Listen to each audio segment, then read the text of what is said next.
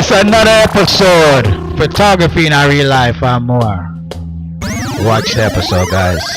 Another one. How you doing, everybody? I'm Larry Lawrence. Today I'm with Alexander Trotter, and we're at Sights and Sounds Museum, North DeKalb Mall. you guys come check it out. Today we're here with Mr. Horton. Yeah, Mr. Horton's going to give us a tour. I'm going to walk through some of the sections with him, try and see what this place is about. Lead a mic to my friend right here so he can interview Mr. Horton, because these two, very good. Yeah. So we're going to get started. We're going to take a look into his museum, and we're going to talk to the man himself, Mr. James C. Horton, who's going to come in right now. How you doing, Mr. Horton? Good to see you. Good morning.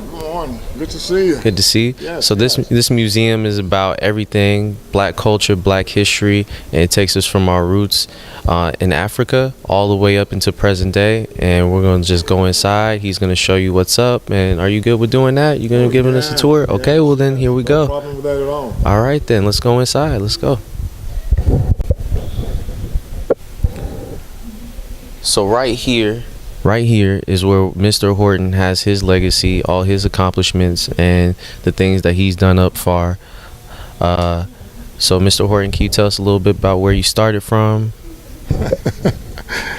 Actually, this was added to the museum by my sons. They convinced me that I should put this in because when they watched me do interviews with people who came in, may it be media or just giving a tour, many times when I would say certain things about I was involved in this, and this, they would look at me, in particular when my back was turned, my son said, they would shake their head and say, now that is the linest black man that you ever want to see.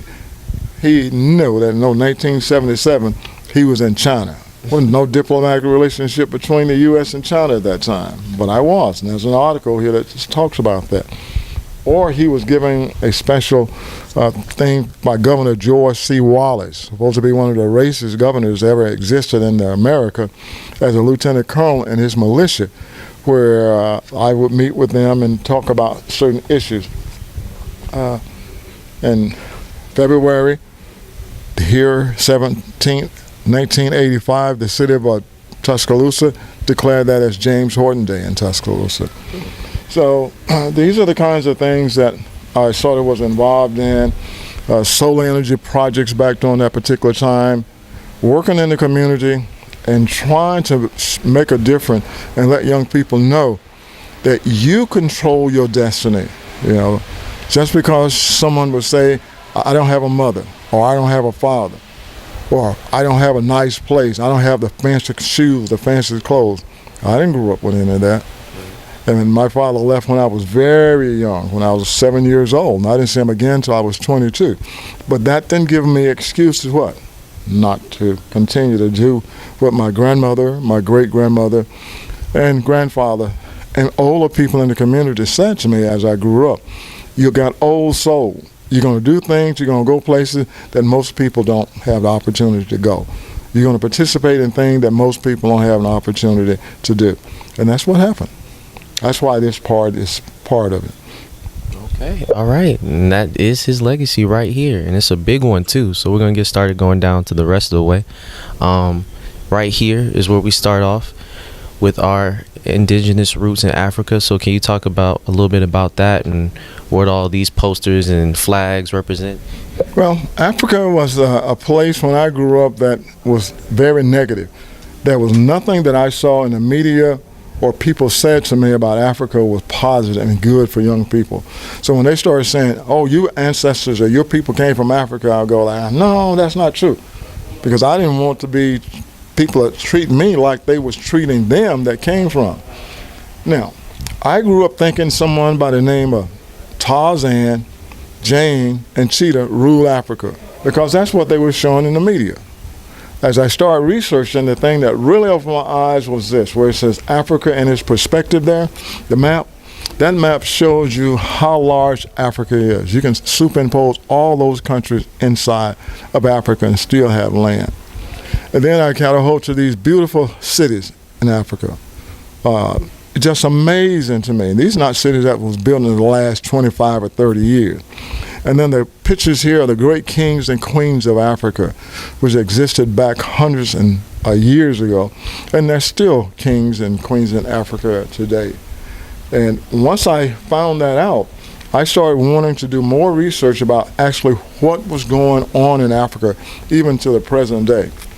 And one of the things I found out, that the first slave trade, if you want to say that, of people who came to America as slaves did not actually come directly from Africa. They came from the islands. Because when you look at the way that the ships would go and navigate through the current, that was easier to get to. Then they brought them from there to here, to America. And what fascinated me when I found out that the first ship, 1695, if I remember correctly, landed in Jamestown, Virginia, loaded with slaves, people in slavery, with the shackles on them. What was the ship called? The Good Ship Jesus. Now, as soon as I heard that, I was like, what? Why would they call it the Good Ship Jesus? Then I got to thinking about it.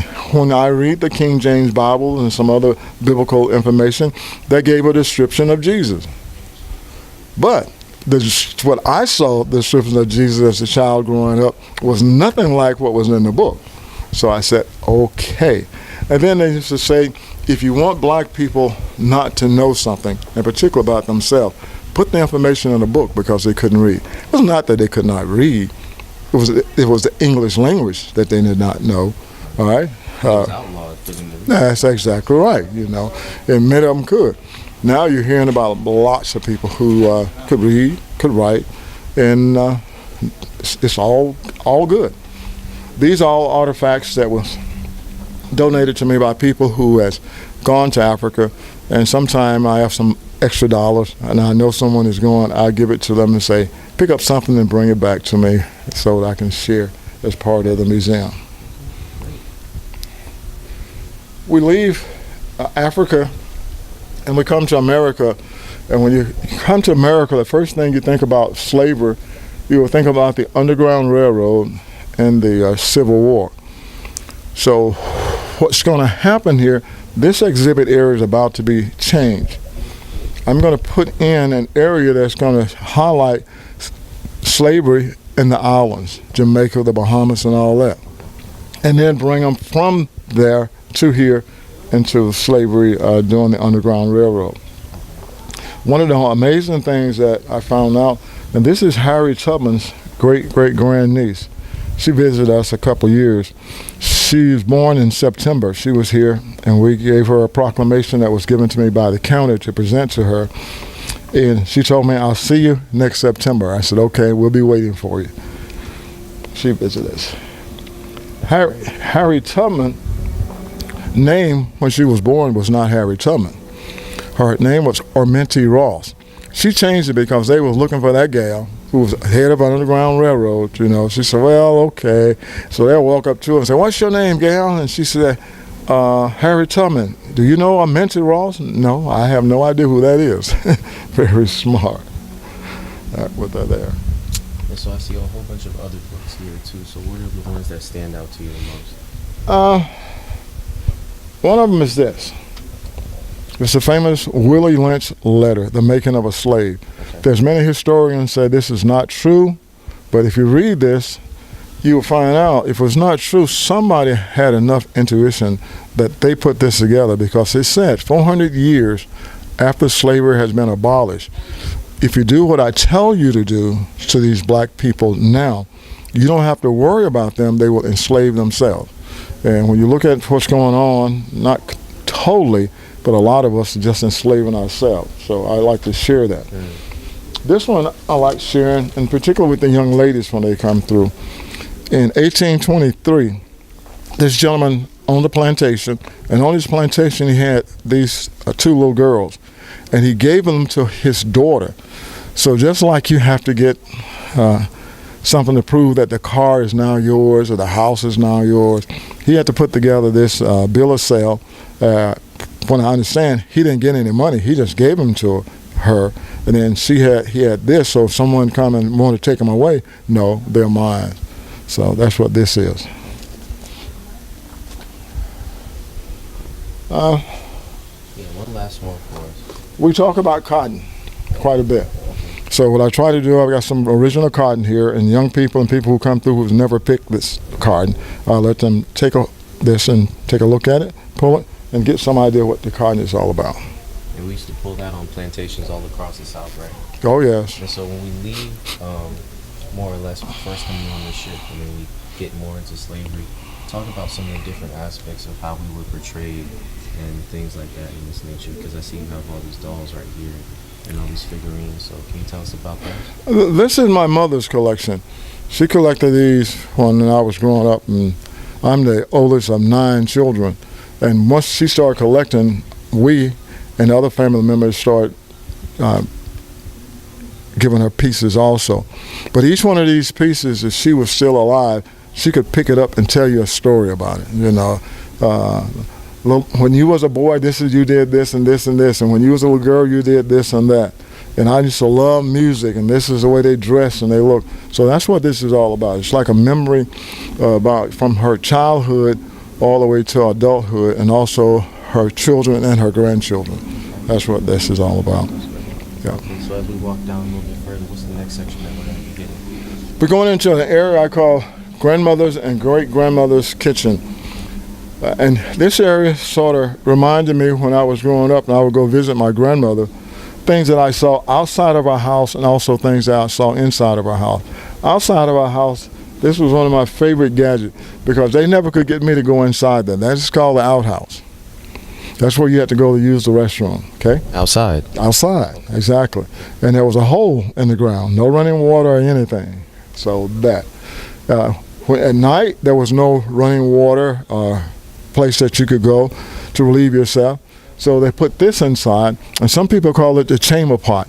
But I call it, and when I was growing up, people call it the slop jar.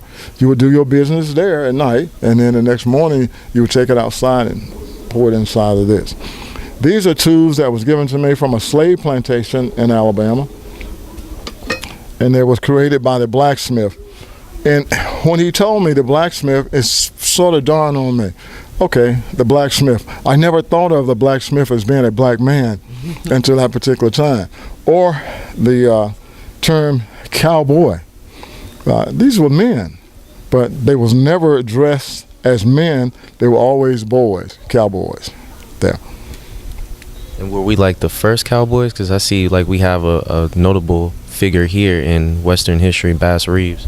Oh yeah, Bass Reeves, and he's a lot of people don't realize it, but the picture, what they would call cowboy pictures that would come on when I was a kid growing up on television, that was a Lone Ranger. He was a Caucasian with a mask on and hung around with a Native American Indian, they call him Tonto. Well, that is based off Bass Reeves, who was a black gentleman, and he was a U.S. Marshal. And from reading and finding out things about him, he didn't play. Then if they said that Bass Reeves is on the way to get you, most of the time they say they went ahead and turned themselves in. Right, because he had caught a lot of criminals out here. Oh, yes. yes. You didn't want him looking for you.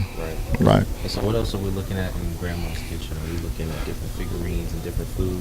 Yes. What I tried to do is show the advertisement back when I was a kid growing up in my great-grandmother's and mother's days compared to today. When you look at the Aunt Jemima grits, and people say, well, why did they have her on the box? Well, you know that if you was getting the recipe that was created by her, you was getting the best, okay? So that's why they did that. Same thing here, the cream of wheat. Once again, you had the black gentleman there. You knew that you was getting the best that was there. This one was surprising to me because it said Darky toothpaste. And when I got this and I opened it up, still have the dark gentleman there. And when I open this up, nothing dark in there. That's right. And it smells pretty good. But the idea with the advertisement was because of the color of your skin, when you smile, what did it do? Makes your teeth whiter. That's exactly right. I said, wow, they still. And I brought it to the present day where you see the wrap snack. Migos. Yeah. Okay. And the patty pies, some of the restaurants today, or they use the advertisement, but it's a little different. It's not so stereotypical type stuff where they're trying to make someone look bad. That. Okay, so as we're going down here, we see a couple Coke-inspired things and brand advertisements. So were we a part of the advertisements back in the day for big-name companies? Well, there it is. And when I ran across these and they was donated to me and a couple of them I bought, I was surprised because there was people wanted to buy them from me, but I would not sell them because I say, you don't see these items today. This, my mother told me to take off the table because this was my baby bottle. She would take the Coke out of it, put milk and juice, water in it, put the nipple on it, and I would drink. The old waffle maker here. Old waffle maker. Oh, yeah. Ice cream freezer. That's there. Okay. All right. Oh, and as we head down more to the other side, what is that? You ready for a haircut? Oh, that's an old shaver? Those are the first clippers. Yep. Very first clippers. Yeah. Okay. The gentleman gave them to me who cut my hair for the first time, and when he showed me how it worked, I said, now I know why I'm bald-headed. You know, I said, when I was a baby, you just pull it all out. Well, we've come a long way. And here, I used to watch my mother, and she would do my sister's hair. To get the straight hair, they would heat this and put a little oil on it, and then they would go into their hair, and they want to curl it. They use this to curl the hair. Oh, okay. Yeah, that's what that's all about. Speaking about hair, I see that you have different things that are added to the exhibit, such as this. Can you tell us a little bit about this and why you put it here? Well, I thought it was important. Sometime I'm not able to actually get up and give the tour, but you'll be able to come here, and what's here is here. Just flip through it, and it'll give you the history about. This one is dealing pretty much with hair products that we're going to put here, and you can see how they change from Africa to the present day. Beauty salons and schools, young ladies that was doing that, people who came up with the whole idea, and that's what this is. Every exhibit area will have one of these. So I call it sights and sounds. Actually, there should be videos that's playing, and normally that's what's going on when people come in. Right. There's a video or something that's going on. Because this is an interactive experience, so you want everybody to see and get a feel for what really history was back in the day. And when we get a feel for some things, oftentimes there's speeches, the most memorable one being Dr. King, and we hear that come into this next part of the exhibit. Can you tell us what this part is and what that's more focused on? I see a couple books here with key figures in it. Yeah, this young lady, Miss Jackie James, she's a retired school teacher, and she's putting together a collection of books. It's going to be about 25 or 30 of them, she told me. And it's going to be called The Friends of Dr. King, and that's what she's doing. These are people who work with Dr. King. Dr. King relied on helping him during the movement. That's what this is about here. Here we get into showing different events that happened from the funeral all the way to the assassination of Dr. King. Family members there is spotlighted as part of it. Dr. King's speech, and I get a lot of fun with that, particularly some of the little, when they come, they stand back here, they recognize, and they will be looking up and looking around like, where is that coming from? Feels like you're stepping back in history. Oh, yeah, yeah. I have a lot of fun because I asked them, I said, you know, Dr. King's name when he was born was not Martin Luther King. They go like, what? I said, well, what was his name? I said, his name was Michael King. At age 7, that's when his name was changed. When his father became a minister, he wanted the world, when they heard his name, to think of him religiously, Martin Luther. Then he changed it from Malcolm to Martin Luther King. Wow, I didn't even know that. Okay? That's what we like doing. We like sharing with people so they can find out little things about our culture and our history. It's not that the information is not out there. It's just you got to kind of know where to go and look for it. Right. And so when we're looking deeper back into our history, we see that a lot of black people have played prominent roles in the military and defending this nation and even expanding it. Can you tell us a little bit about that? Oh, yeah, this is the Buffalo Soldiers, and I always wondered when I heard the name, why they call them the Buffalo Soldiers? And then I found out because the Cheyenne warriors that was here when they was became a part of the military, they gave them that nickname because when they saw them and they saw their woolly hair and how courageous they were, they say it reminded them of the buffalo. And that's how that name came by, Buffalo Soldiers. Okay. Yeah. And so what else have we done in the military thus far besides even expanding the whole country? Have we fought in significant wars for this country as well? Yes. Even down to the Civil War, where the South and the North was fighting. There was both black men that was on both sides, on the Northern there and also in the South. Buffalo Soldiers, and then the next famous group is known as the Tuskegee Airmen. And once again, we have music related to the Buffalo Soldiers. Tuskegee Airmen, they was trained in Tuskegee, Alabama at the University of Tuskegee, and that's how they came up with the nickname Tuskegee Airmen. And the Red Tails, because when they was painting their plane, they ran out of paint. And they said the only paint they could find was red. So the airmen said, okay, paint the front and the tails red.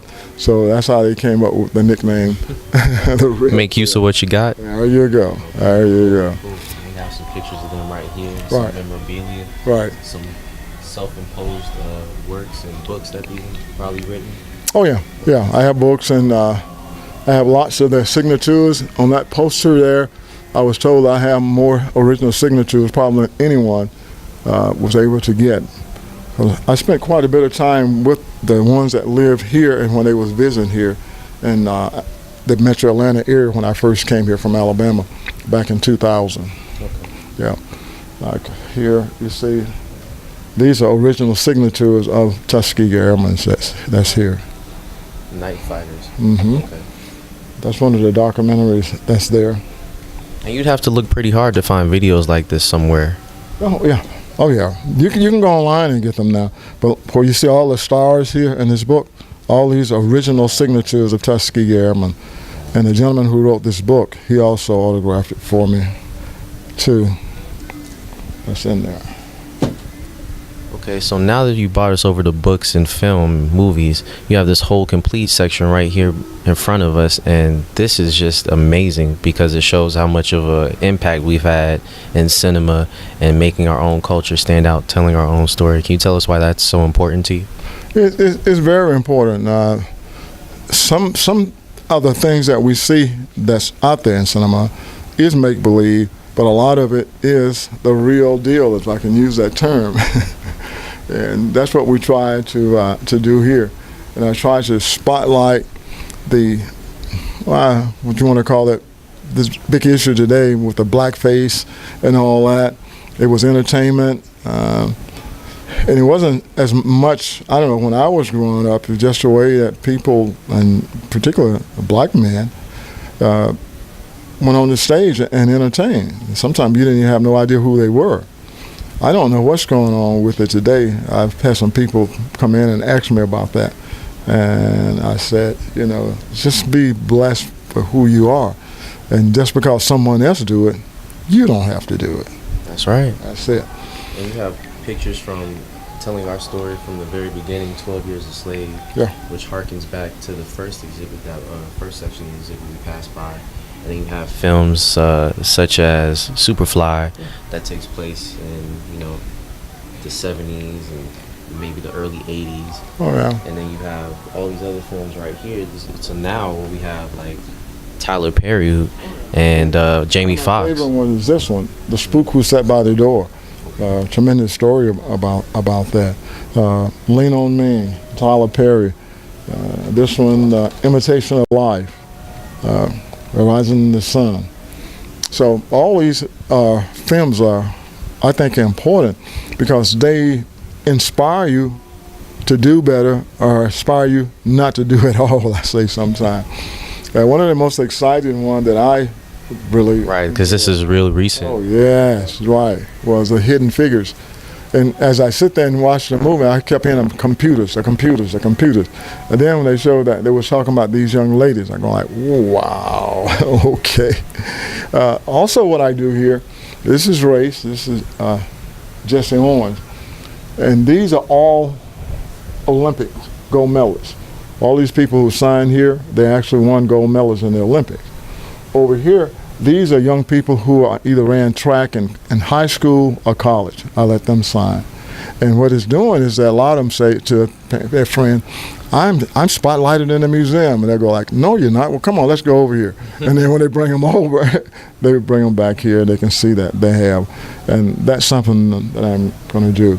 That's really great. Yeah, and any young people who participate in the movies, hope one of these ladies will come by and they can autograph the board for me. And someone say, you don't know how valuable these boards is now when you're getting original signatures from Olympics stars. And look, the lady here, she ran in 1960. Wow. 1992. I don't see, she didn't put the year that she ran there. This lady here was in 1956, 1959. But that's so important, just to have people's signatures come in who are part of the movie, and then people who might just feel like it speaks to them in some level of their life, right, and allowing them to come in and sign that. That's very important. And these are people who actually ran in the Olympic and won the gold medal. No, they just didn't come in and I said, "Oh, go sign the board." No, that didn't happen. Yeah. So finding people in our history that actually want to tell a story, Oh, yeah. and that have contributed to it. Can you tell us about this movie? So, Birth of a Nation, why is that so big on contributing to our history in this nation? Well, it's about Nat Turner. And Nat Turner was a very controversial person back during this particular time. It was my understanding that the movie was going to be called Nat Turner. But after some people saw the movie and saw how they was portraying Nat Turner, that, we got to make some changes here. And they call it The Birth of the Nation. This is not the first movie that came out with this, using the term as a Birth of the Nation. There's another one back there that talks about that also. But this one is about Nat Turner. And there was people when Nat Turner was alive who did not like him because he really fought this whole business for as segregation was concerned and the treatment that was being forced on black people. So people should definitely go see this movie and at least look up Nat Turner just to figure out what it was like that back then, fighting and stuff. Right. Exactly. And it's not for you to go out that want to pick up some ropes and hang some people or do some other things. Just understand that look where we came from, where we are today, and let's keep going. Right. And let's keep going through the museum. We're going to go through the other section. This is part 2 now. So when you bring us over here, I want to stop by this section because this is very beautiful artwork. And can you tell us who painted this and how it got here to the museum? This was donated to the museum. I have no idea who the person was who painted this. And this is a special area on Whitney Houston. I always say that she's sung like no other female that I know in my lifetime, and I thought it was very fitting that we spotlight her here. Not just her, you have a whole demographic of women up here. Oh, yes. And so this is a collage of just women in entertainment? Yes. Women who've played certain roles during the time from slavery to the present day. There's a lot of them. Yeah, behind this particular exhibit area is a special area that's donated to black women. Okay, let's go ahead and take a roundabout and look at that.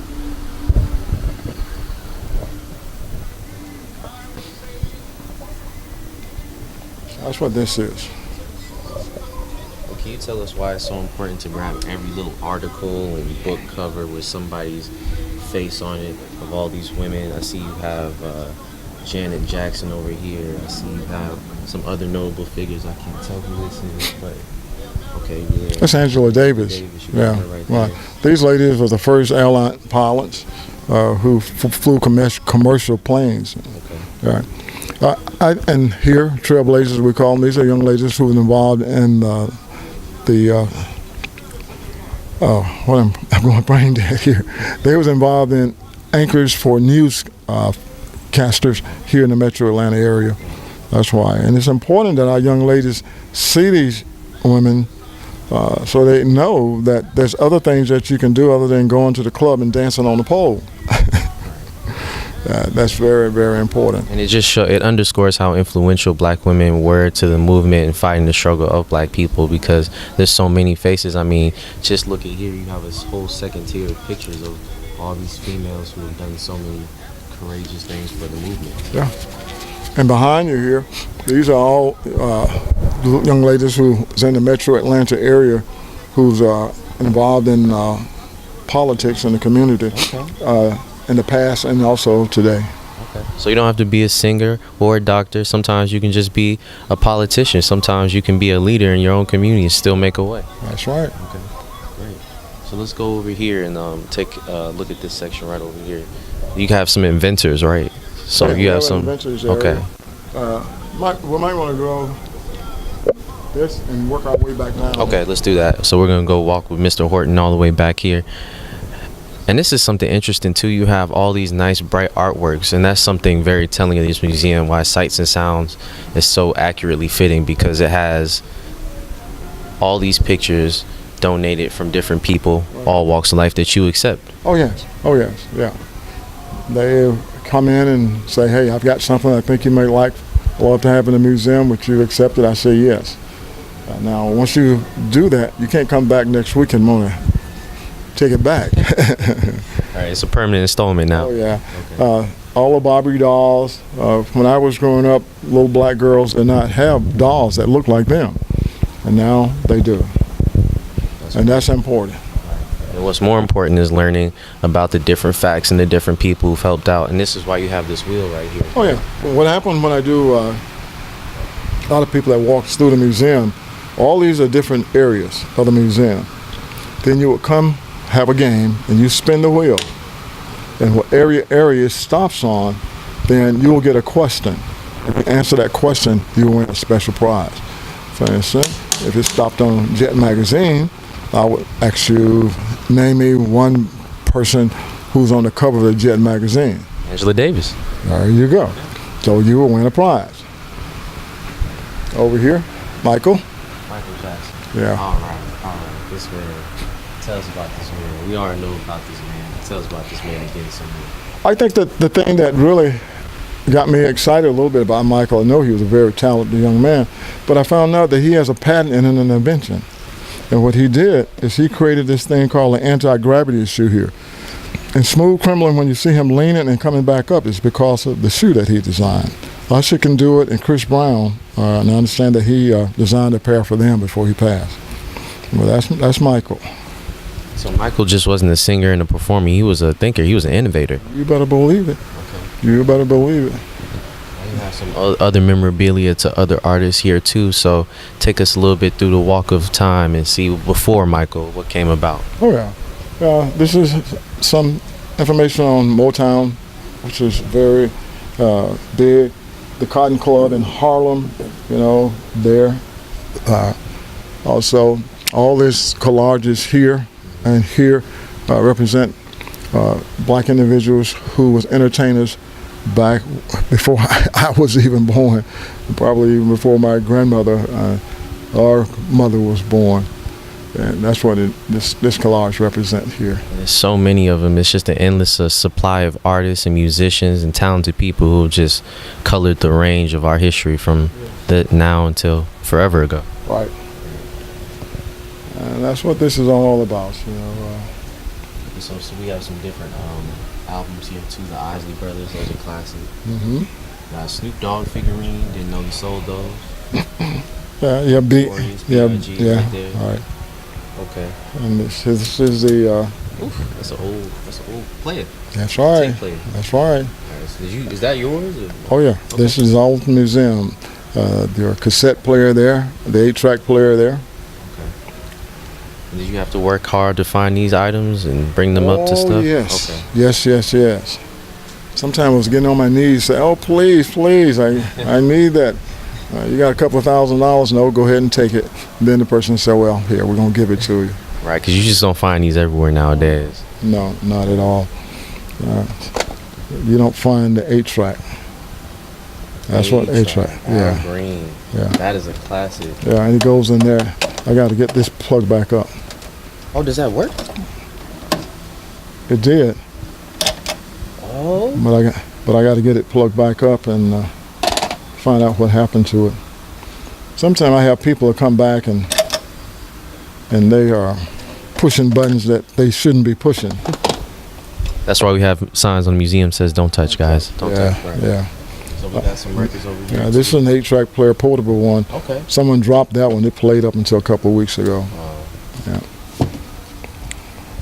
And I have a lot of fun with this one. Okay, still spinning.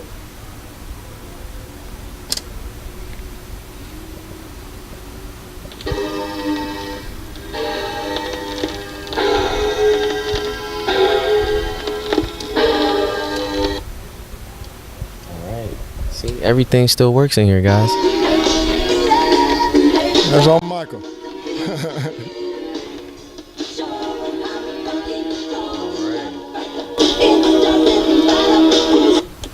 Yeah, so I have a lot of fun with That's that. incredible. Oh, yeah. When they come through, I say, all right, let me see how many of you can do the moonwalk. And then keeping on from what we learned, like different techniques and different dances, that brings us to this section, which is so important to me because I feel like we always have to keep our knowledge up and learn. So can you tell us about different sororities and fraternities and what kind of part those play in our culture? Well, I am not a member of a fraternity, and they would not let me join the sorority, which I wanted to do. And they said to me, why? I said, you know, if I'm going to be hanging out in some kind of organization, if I can get in there with the young ladies, that's where I want to be hanging out. I want to be hanging out with you guys. But they're a very important part of our culture and our history. And all of the historical black colleges and universities, they do have sororities and fraternities.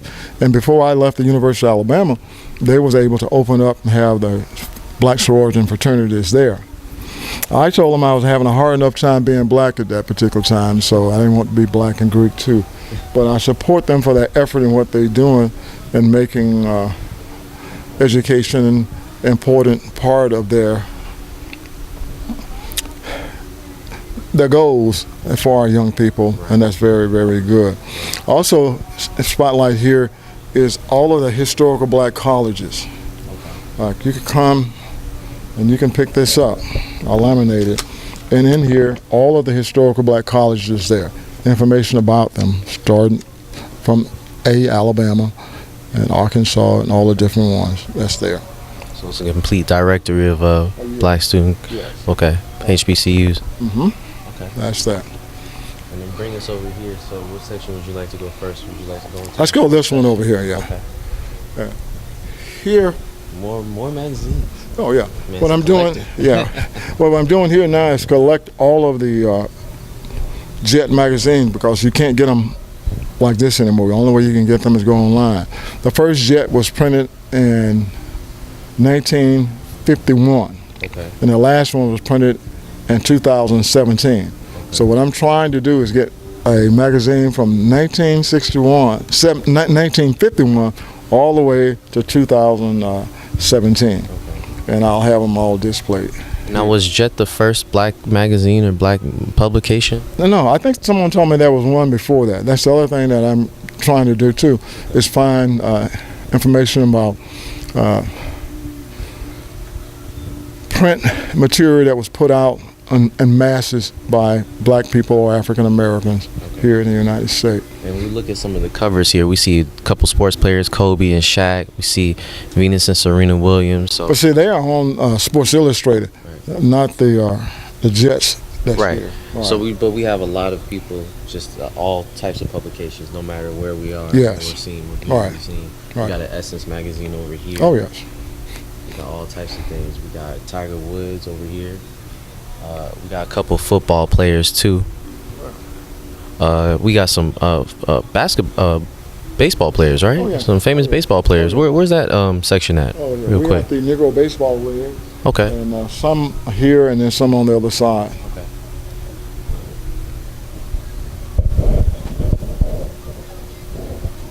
And now, can you tell us about? This is the first Disney. Disney finally did Princess. They had Cinderella and all these other ones for a long time. So that's Dr. Young lady there, and this is Dr. McStuffins, which has became one of Disney's most watched cartoons around. Popular. Oh yes, oh yeah. And the young ladies, when they come through, they like to dress up and walk around with the thing, and just encourage them be a doctor. Also, what I did here is I like to send subliminal messages. And here you see Ruby Bridges when she was the first little black young lady who went to all-white school, being escorted by U.S. Marshals. And this one is the Malata Queen, who was the grandmother of Europe. And people think that the young lady that one of the princes just married was the first black person to be part of the historical European family, but no, she was there. Wow. Okay, so now we find ourselves in this princess. This is Tiana. I like her, and I asked someone, young lady who came through, I said, "Did you watch the movie?" She said, "Yes." I said, "What was it inspired you to want to do?" She said, "One day open my own business." I said, "Thank you." Yeah, because that's what the movie's about. Inspire you to be your best self. Do what you can. Yes. Okay, so when we turn around, what are we looking at right now? Right here, this one is sort of dedicated to several sports heroes. This is Michael Jordan here, and then this is Muhammad Ali on this side. Okay. Michael Jordan the Great. Muhammad Ali the Greatest. Yeah, there you go. Yeah. And I get some people come through, they say, "How you got all that on my?" I said, "Now, in my lifetime, I think Michael was probably the all-around basketball player that I saw. Michael played forward, guard, center, and he also could play defense. Not a lot of great basketball players could do all of that as well as he did. Right. Muhammad Ali, what can you say? Hold like a butterfly, sting like a bee. Yep. I like the one that he said he went into the hotel and it's time for him to go to bed. He turned off the light and he was in the bed before the light went off. Gotta get early rest. Oh yeah, that's Muhammad Ali. So this is an invention. That's right. This is an inventor's table. Everything here was invented by black men and women. What I'm able to do is research and put the patent numbers of the different inventions. Okay. And so talk to us about some of the more significant ones that we don't think that we had a part in making and manifesting. This one has been surprising to me. A lot of people come through the acoustic guitar and say, "Wow, did not know that." Yeah. And the first telephone. Okay. You know, the first telephone. Yeah. So before there was texting, or yes. Do you know how to use this? The original dial-up? No. I'm trying.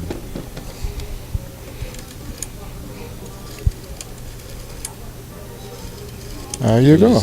Yeah. Click the area code and just keep going. Keep going, yeah. And it was funny, a little girl said to me in one of the schools, she said, "Mr. Horton, I'm glad we have the ones today because back in that day, if I had to call 911, I know I'd be dead before they got here." Yeah. It takes a long time to click over to 9. Yeah. Okay. So when we come over here, we talk about Peanuts and George Washington Carver.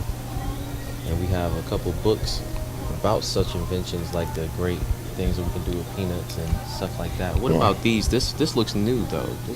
It's just tell the story of African American inventors that's in there, pioneers, things that they've done over the years that you don't hear about. The real McCoy, he did the machine that oil. You don't have to stop the machine in order to oil it because that's what you have to do. He created this drip drop thing that all you have to do is just let it keep going. And so often it let certain amount of oil out to oil your machine. And that seems like it could be used for anything or a lot of things, right? Yes, definitely. Okay. What are some other things you'd like to show us right now? The dustpan, and it's kind of funny because the dustpan, the broom, the mop, they say, "That makes sense." I said, "Yeah, they have to make it easier for themselves." You know, they was on their knees mopping floors and dusting and all that kind of thing.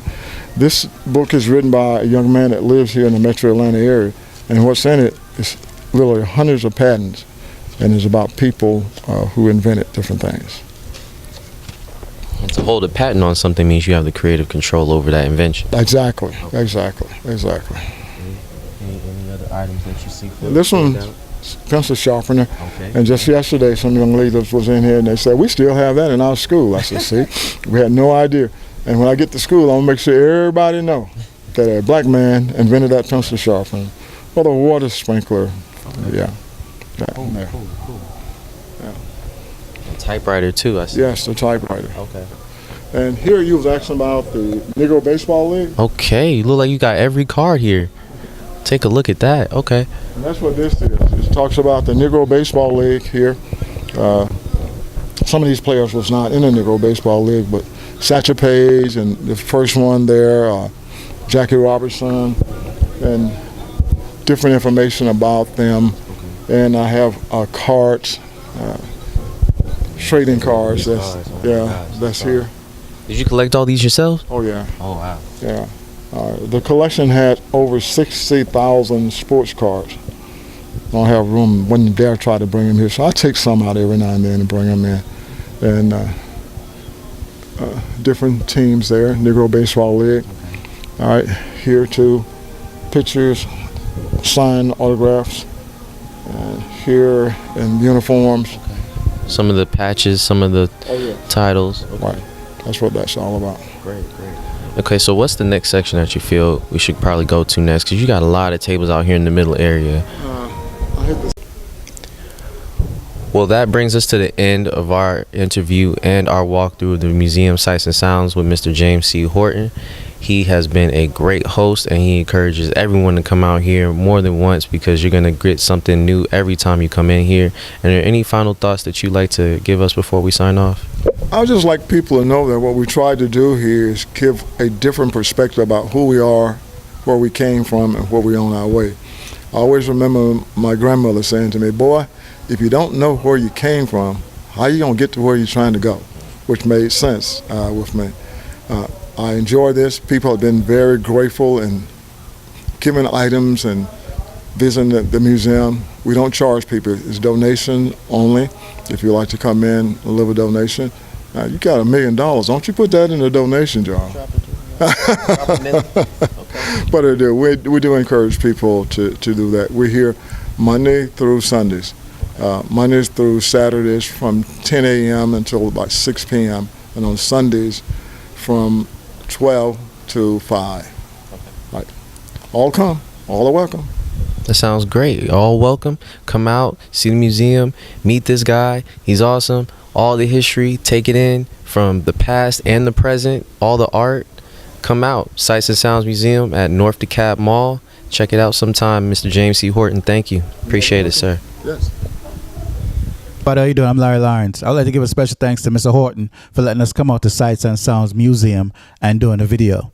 But I would like all the families and different people to go out there and check it out because it does show a lot of Black history and you will get a lot of knowledge when you go there.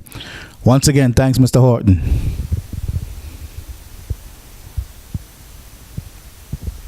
Hey, everybody. Mr. Horton loves the kids. He loves the kids to come to Sights and Sounds Museum and learn from all the things inside of there. It is like a time capsule in there. It starts off on one point and goes to all different things. So thanks again for Mr. Horton. It's a wonderful place. It doesn't cost anything to actually come and check it out. You know what I mean? It is a 501(c), so it does take a lot of donations. Just go there and check it out. I bet you will love it. I bet you will not know everything in there, so you will come up with a lot of knowledge just for going in there and seeing all different type of things. So once again, thanks, Mr. Horton, for letting us come out. All right? I go to a nature. Yeah, I go.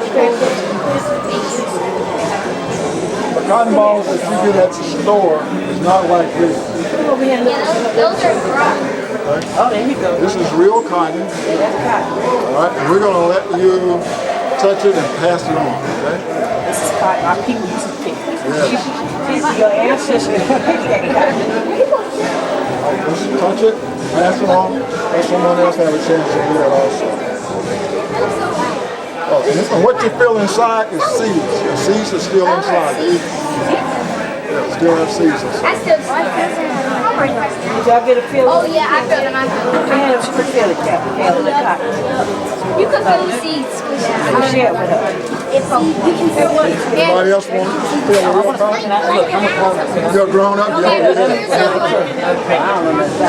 It's just like the regular cotton. It just has the seeds. We know. What y'all don't feel inside? She in there. Anybody else? Okay. Wait, what's going on? She just ate there.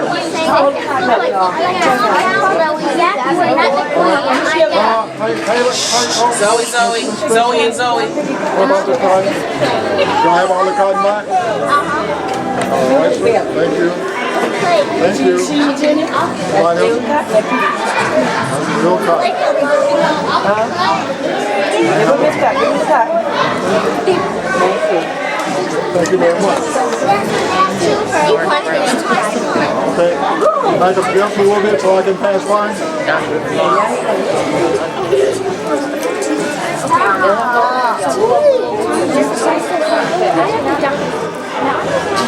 All these was collected by my mom, and she passed them on to me. She died a few years ago. Sorry for your loss. Oh, no. Because we still communicate. Even though I don't see her, she seems like she has her hands on me now more than you did when I was your age. You will go to heaven. I'm sure all the trouble I gave her, she's lucky to me. When you die, you will go to She's in heaven. heaven. All right. But we still communicate. All right. Let me get over here. Can you back up just a little bit? Back up. It's okay. We will not die today. Yeah. Over here, what you see is tools from what was called a slave plantation. That's where your great-great-grandmothers and grandfathers, when they were here, was ancestors. Yeah. Okay. Some of the parents may know.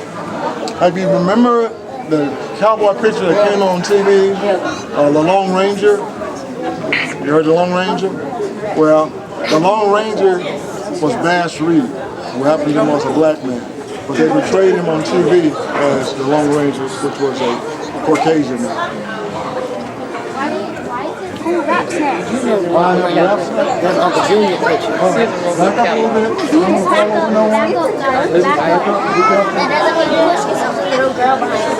Oh, excuse me. Wait a minute. I call this grandmother's and great-grandmother's kitchen. When I visit my grandmother, I would see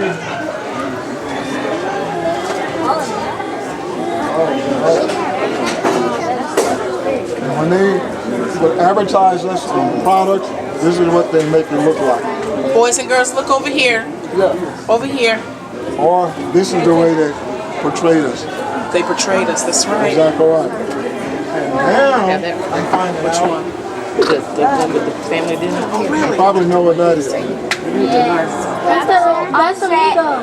Ah, okay. I must tell Amigos they're doing a good job. Nobody knows who this is, but everybody Knows what that is. Yeah, I know. It sounds zero. Mr. Horton, show them the cream of wheat. My daughter hates it. No. The original flavor. The original flavor. There you go. Cream of what?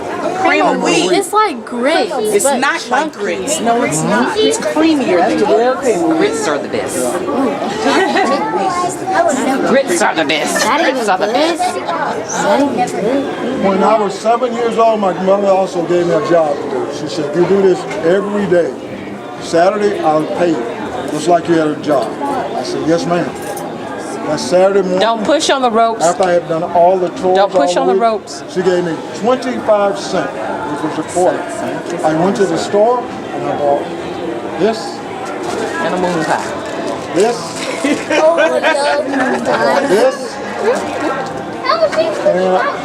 and I bought this. For 25 cents. And got it changed up.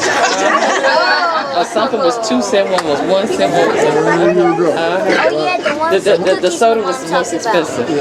And a young lady was in and she said, Mr. Horton, we always discussing how old you are. She said, now I know. I said, why? She said, because my great-grandmother told us the same story. But yes, she did. But the plates were pink. Pink ice. I've had these so long that it's changed the color. Oh, okay. It's just saying that the plates were pink. Now let me back over here if I can. What do you guys think this? Oh, I remember Ice those trays. ice trays. Yeah. You put the water, freeze it, I remember pop it, that. and you have a cute line. Well, that's cool. I want that line. Thanks. Yeah, the baby last bottle. one you gotta do like this. No, I can't give up my Barbie doll. Somebody wanted to take my Barbie Look doll. how they make Barbie doll. Mr. Horton, can you show the baby bottle again? Oh, yeah. Let me. it's an extreme stamp. These are S&S green stamps. And what would happen when you go to the store, they would give you these stamps. You put them in a special book like this, then you could take them somewhere and you could get clothes, shoes, furniture, something like that. And my mother would always make us lick them. We could put water. Walt Disney has something called. Oh, there's his doll. I see the cookie. Yeah. What is that? I want that. This is my baby ball. Girl, a soda bottle. A soda bottle. He uses a baby bottle cap and a Coca-Cola. There you go. That's what my mother did. That's She really took all of the Coke out of it. She put milk in it, or water in it, and then she would take the nipple and put it on. Oh my gosh. Oh my gosh. You see? Take that. Do you see how blessed you are? Yeah. All right. I bet you was thinking mom now, but that was my baby ball. That was actually a real bottle. They were using Coca-Cola bottle. Oh yeah. Oh, that's Take a picture of that. oh my gosh. That has Coca-Cola. I gotta get a close up of that one when they moved Coca-Cola, that way. sir. I never saw that. A razor. You know the young men's need a haircut? No. They do this. I got a haircut. These are the first clipper that was used to cut my hair. What? The barber gave them to me after he found out I was doing the museum. And when he got them and he showed me how to use them, I said, now I know why I'm bald headed. Because when you cut my hair, you pull it out by the root. Oh, that must have hurt. Raw crown grease. This one, That's a waffle maker. Oh, that's hot cold. I've seen those. this is what my sisters used to get their hair done. They take this and heat it up. That's what, they don't Straighten look like it? this. They call it straightening comb. That's what I heard. All right, and they use this to curl the hair. Oh, wow. Yes. So you just No. She asked me if these were plies. No. Those are curlers, Yeah, hair those are curlers. curlers. That's a curling iron, that hot iron that we plug up now. That flat iron or whatever. They're not scissors. Oh, do you? They were scissors. They were scissors. He said they thought they were scissors. No, One time I did have a little hair. That's pig. Yeah. Oh, I know what that is. I used to know do what that that a is. lot. Is that the one with the black strips on it? a lot of people like to use Get you on TV too. No, don't put it on. Yes, you can. You can still do a pig. Someone asked me about the Barbie doll, the Coke Barbie doll. Really? Is it live? Why do you have this? Barbie doll? No. Those are some things I collected as part of the museum. You know what? For the girls, so you have some. You know? All right. Somebody behind me? Yes, that little girl. All right, let's come this time. We're going to stop. I can't move too fast. Yeah, Luther King Jr. But they all know who it is. They don't know him. Wait, be quiet, be quiet. Listen. Just play something.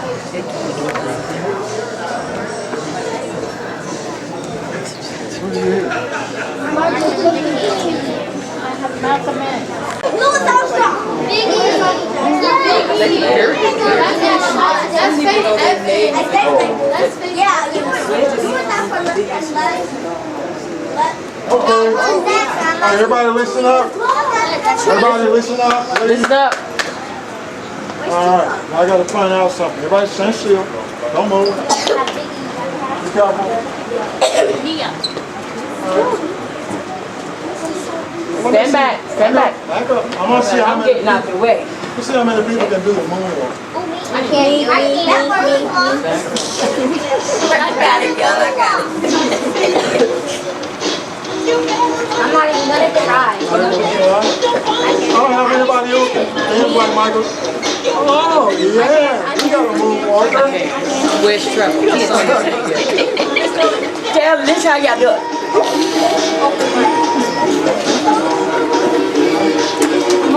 That's what we call the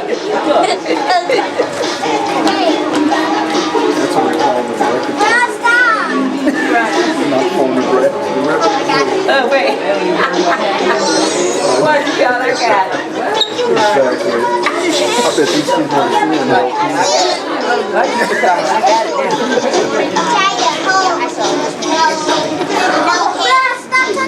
Baby King Xbox.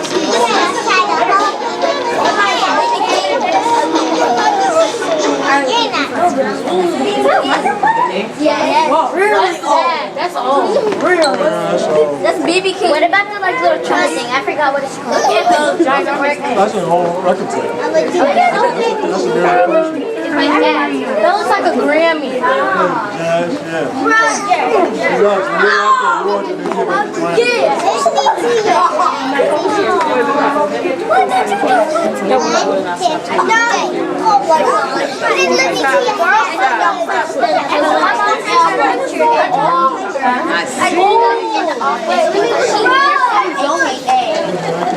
I don't see the Tuskegee University isn't everything, okay? There's other schools. Wherever your mama went to, Howard, wherever she went. My grandma had the exact same thing. She had to go to college. Okay, I hear some, listen up. I hear some young ladies talking about Tuskegee and Howard.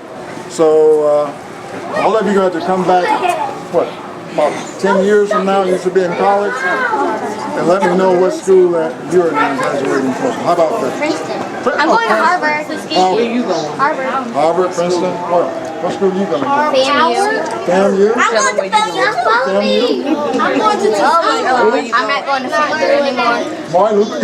That's not a college. That's a high school. That's Morehouse. Right behind my Morehouse College. That's Morehouse. I hear their BAM. All right, somebody say that. You guys know all of the historical black colleges. That's great. She's a rat. I'm a tiger. Oh, okay, okay.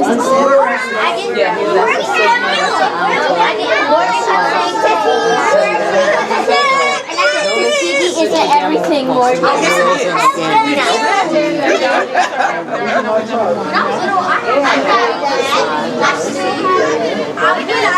I had this little book. Oh my gosh.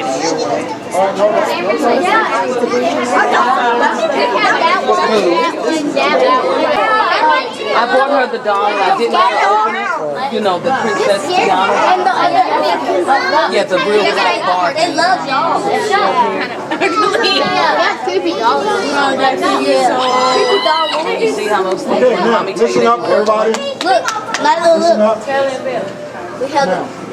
We have Elmo, Mr. The number one area in the museum, the one that I take more pride in than any other one, is this. Everything on the boards around the table and everything on the table was invented by black men and women. So take your time, start this direction, and walk around and take a look. What's that? Except I want someone, everybody is together right here. Now, when I was your age and I wanted to use the telephone, this is what the telephone looked like. Yes. I have a new telephone. Okay? All right, young lady, I want you to take this and you're going to hold it to your ears and you're going to dial your mother's phone number. Oh my god! I only know my dad's phone number. So you know mommy's number? Yeah. So you can look at the phone. I can't believe you don't know how to use that. I remember that. It's the rotary phone. My grandmother had one. I don't know what I'm doing. Just recently took it down back in the house. Hold it. All right. Now you're going to put it to your ear and you're going to call your mother. I don't even know my dad. This is the old phone we used Can I to call use, her? Taylor? But Miss We John. used to dial the phone like that instead of this here. Very, very good. I was at a school and a young lady said to me, by the time I dialed the number, if it was 911, I'll be dead before it was Yes. Oh my god. Thank you You for think you being know how to do patient. it? Megan, Okay. can I do it? Bring it to that little thing. Oh my god. I think I got it. You've been dead before they even got the number. You gotta push it. You gotta push it and turn until it stops. Let go.